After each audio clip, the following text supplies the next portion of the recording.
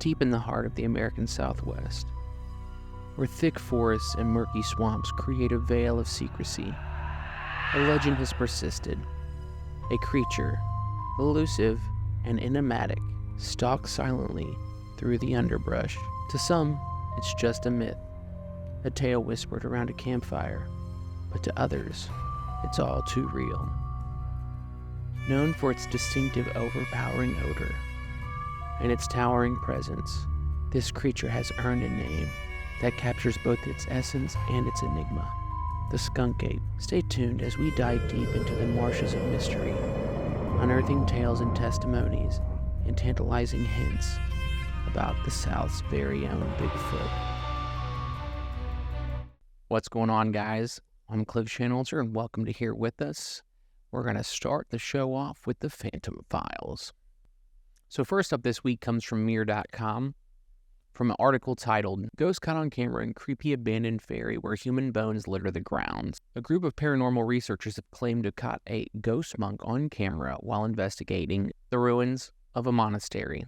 An eerie photo shows the ghost haunting the ruins of County Galloway, Ireland, according to these ghost hunters. The group, calling themselves the Paranormal Awakening Ireland, were filming at the famous medieval Ross Emily ferry crossing. Located in the Headford area, this monastery was established around 1460. This image was caught on an SLS camera while on a Facebook live stream. I don't know about you guys, but this thing looks like Uncle Fester to me. Damn, you gotta know it's hard times when ghosts are coming back and taking up jobs as ferrymen. Our next story comes from Newsweek, of all places. And if you thought normal funerals are expensive, wait till you find out about the most BDSM one you can get. At the end of last year in Pien, Poland, a woman was found buried with chains holding her neck to the ground. Not only did she have chains holding her to the ground, but she had a stake going straight through her sternum, also to keep her in the ground.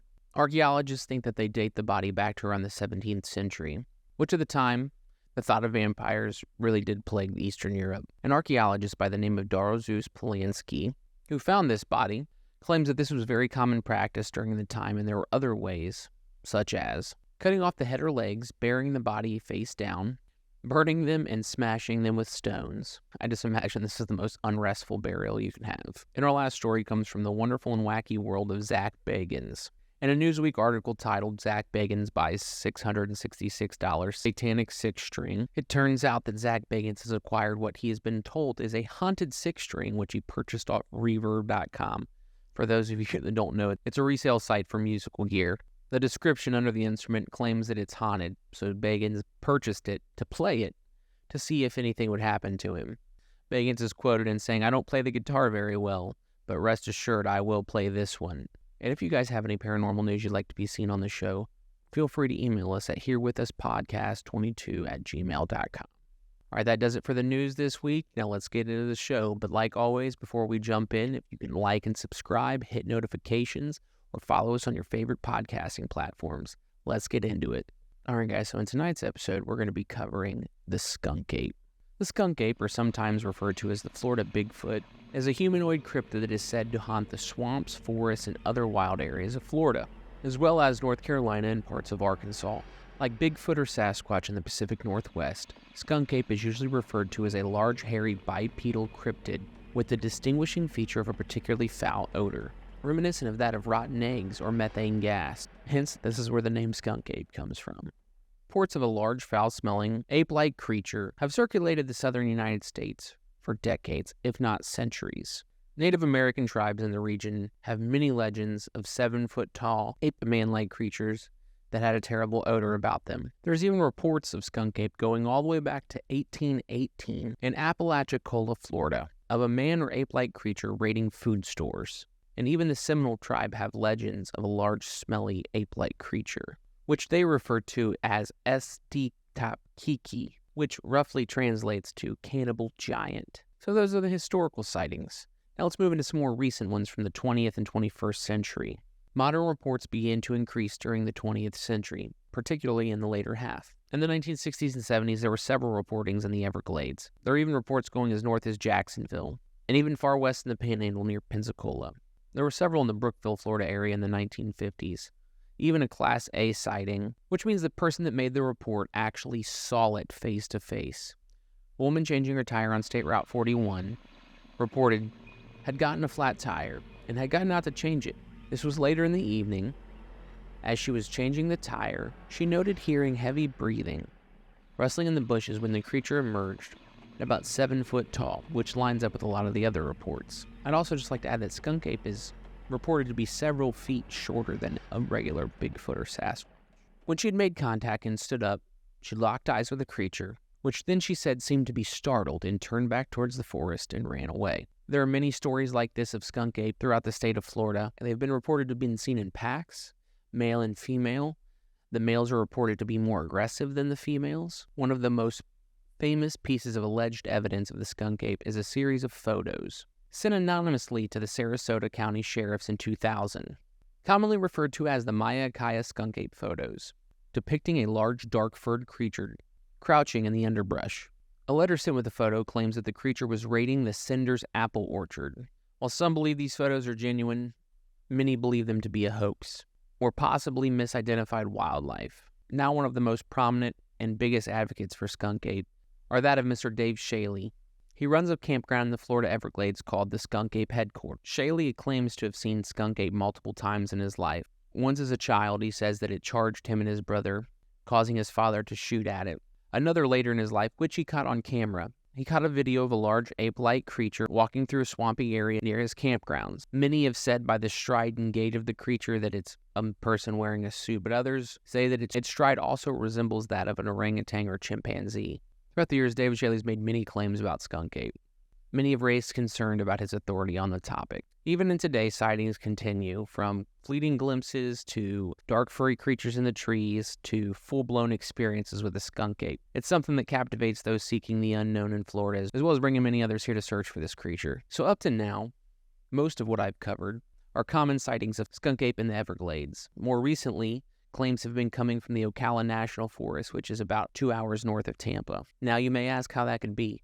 That would mean that these sightings would back up the idea that there are multiple within the state and surrounding areas. They've been seen to have reddish-brown fur, white fur, even black fur. There's even possibly other species of Skunk Ape. They are believed to be a cousin of Bigfoot. Alright, so that's kind of the rundown on Skunk Ape. Now that's basically the history and the haunting or sightings of Skunk Ape. Now let's get into my personal thoughts and beliefs on the topic. Not that I'm the foremost expert in cryptids, but over the last several years, I've come to start taking them more seriously. Not that I necessarily believe everyone exists. However, I don't rule them out. The claims of misidentified wildlife I just find to be utter bullcrap. And here's why. Some of these people in places like the Everglades and around the Ocala National Forest or just about anywhere in Florida are pretty connected with the outdoors and the creatures that roam around them. Florida's like the freaking Australia of the United States. Everything freaking here is trying to kill you, including the people, mainly the drivers. I wouldn't think these people would just claim to see this creature and mistake it for a black bear, which is the common argument for when people see this. They've been seen to have red fur, white fur, black fur. So a black bear would only account for the ones that have been seen with black fur. Most of the videos and photos that have been captured of Skunk Ape show him usually crouched and then he'll stand up to almost 7 foot tall in the video. And over the last century and in the last several decades, we have found some creatures that were thought to be cryptids to be real creatures. Now, not all cryptids are mythical or have some kind of superpower. Some of them can be animal species that we haven't defined yet. Some of these things that have thought to be cryptid have come to be real animals, like mountain gorillas, giant squirrels. At one point, the Komodo dragon was a cryptid. The platypus, and even a little more simpler cryptids like a grizzly polar bear hybrid have been found to be real creatures. I just love that some humans like to presume that we are all-knowing and all-powerful when we're not. And there's really a lot out there which is still unexplained and yet to be discovered by humans. Upon doing research for this and talking to others about the topic, the question came up a lot: if these things are real, how come we haven't seen them? I would say obviously it's a survival tactic for them. They're a humanoid bipedal creature. They may have the intelligence to know where to hide. Parts of Florida, Alabama, and Georgia are so remote that they may have colonies or may have somewhere where they're staying that is far away from the human eye. Like the report I talked about from 1818, where they were found raiding the stores. That led to other reports of people chasing these creatures off. So they probably learned then that, yes, humans have food, but they'll also try to kill us. I also want to state that I'm not saying I 100% believe in Skunk Ape. I'm open to the idea of this cryptid just like I am for Sasquatch and Bigfoot. And my main reason for covering this topic is since I've moved to Florida, it comes up time and time again as an important cryptid. Another reason I'm not so quick to dismiss it is I'm sure as hell not going out there looking for this thing. by the photos and videos that are available, real or fake, number one, I'm not going to go out here and get killed by some hillbilly in a Sasquatch suit. But also, on the off chance that they are real, you're putting yourself in serious danger to go out and look for these creatures, especially with reports of the males being extremely aggressive toward people. If you have any comments or beliefs on whether Skunk Ape is real or not, make sure you add them in the comments so we can talk about them. Or just put what you think about cryptids or what cryptids you believe in. And whether you believe in Skunk Ape or not, it doesn't detect from the legend and myth that many Floridians believe to be true. And the mystery and intrigue will continue to bring people from all over the world to Florida to search its swamps and forests for any hint of Skunk Ape. Also, let me know, what would it take for you to believe in a creature like Skunk Ape or Sasquatch? Anyways, that wraps up this episode of Here With Us. As always, thank you for watching, and if you haven't already, go ahead and hit like and subscribe or follow us on your favorite podcasting platforms. Until next time, I'm Cliff Shanholzer, and thank you for being here with us.